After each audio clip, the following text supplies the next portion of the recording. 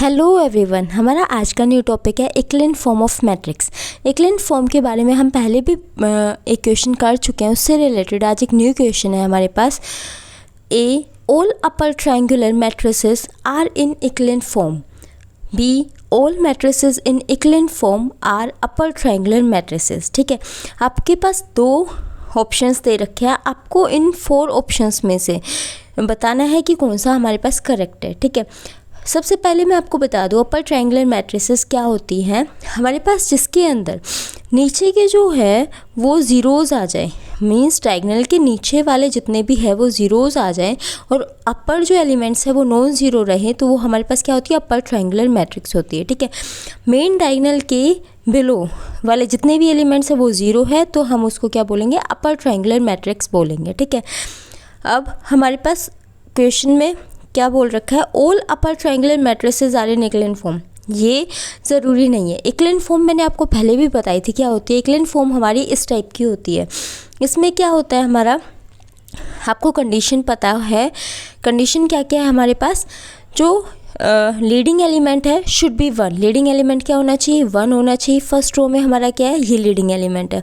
Second row में ये हमारा लीडिंग एलिमेंट है। थर्ड रो के अंदर भी लीडिंग एलिमेंट होता तो वो क्या होता, 1 ही होता। सेकंड कंडीशन क्या है कि ज़ीरोज़ जो है वो हर बार क्या होनी चाहिए, इंक्रीज़ होनी चाहिए। नंबर ऑफ़ ज़ीरोज़ इंक्रीज़ हो रही है हर रो के अंदर। फर्स्ट में कितनी है, 0।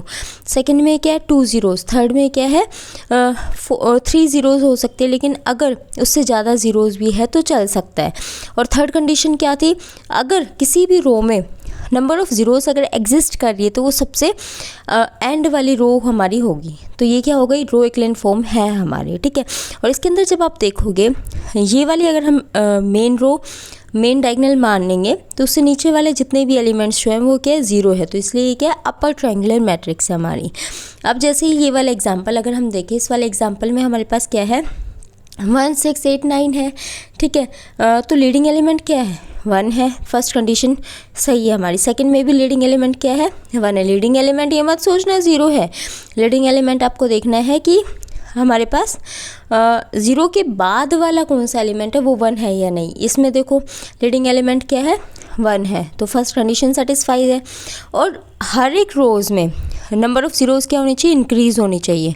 इसमें नंबर ऑफ़ ज़ीरोज़ नहीं है, दैट्स ओके। ठीक है, सेकंड में नंबर ऑफ़ ज़ीरोज़ कितनी है, 2 है। थर्ड में क्या है, 3 है, तो नंबर ऑफ़ ज़ीरोज़ इंक्रीज़ हो रही है हमारी।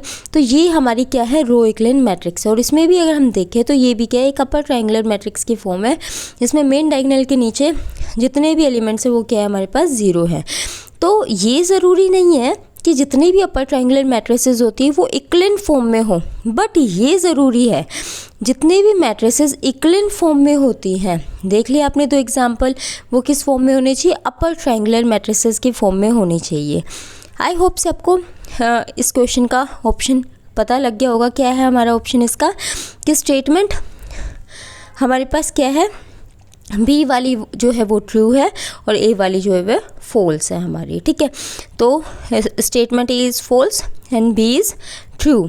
हमारे पास सेकंड ऑप्शन इसके लिए करेक्ट होगा। ठीक है, आई होप से आपको ये क्वेश्चन समझ आ गया होगा, लेकिन फिर भी कोई डाउट रह जाता है तो आप कमेंट बॉक्स में डाल सकते हैं।